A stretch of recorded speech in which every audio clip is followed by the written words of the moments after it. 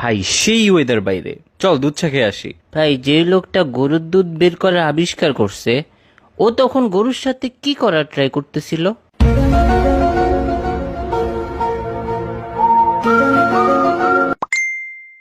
আবার আমার মাথা খাবি তুই? ভাই সবাই বের হ, মাসুদ মামার টঙে আয়। না ভাই, ওইখানে অনেক মশা। ধুর।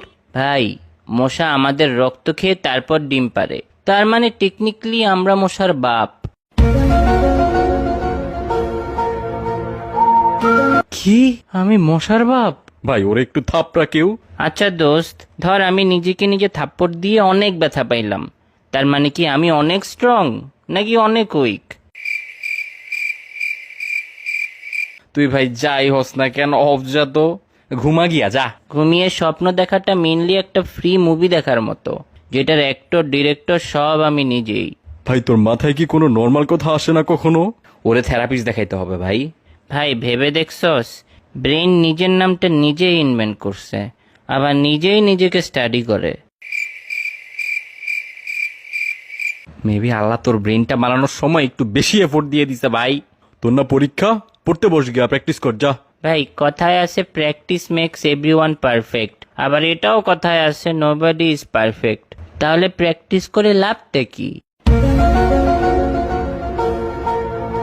হ্যাঁ কি ভাই, সব প্রোডাক্টেরই ব্যাড রিভিউ আছে, কিন্তু প্যারাশুটের কখনো ব্যাড রিভিউ হবে না। হ্যাঁ, কেন? আরে বেটা, ব্যাড রিভিউ দেওয়ার জন্য ওই প্যারাশুট ইউজারকে বেঁচে থাকতে তো হবে।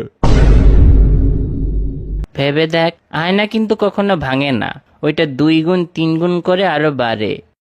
আসলেই তো ভাই। আচ্ছা, আমরা মাটিতে থেকে যেমন বাতাস এয়ার দেখতে পারি না, তেমন কি মাছরাও পানি দেখতে পারে না? ভাই কিছু কিছু জিনিস না ভাবাই ভালো। আমরা ভাবি চশমা পরা মানুষটা স্মার্ট হয়, সবকিছুতে পাস করে, কিন্তু বাস্তবে ওরা আই টেস্ট ফেল করেই চশমাটা পাইছে। এইটা ট্রু কথা লল। টেকনিক্যালি প্রতিটা রেস্টুরেন্ট ক্ষুধার্ত মানুষের জন্য একটা হসপিটাল, খাওয়া ছাড়া বাঁচবে না। দুইটাতেই টাকা লাগে রে ভাই। পৃথিবীতে মানুষই একমাত্র প্রাণী যে টাকার বিনিময়ে বেঁচে থাকে। আর পৃথিবীতে তুই একমাত্র মানুষ যার এগুলা মাথায় আসে।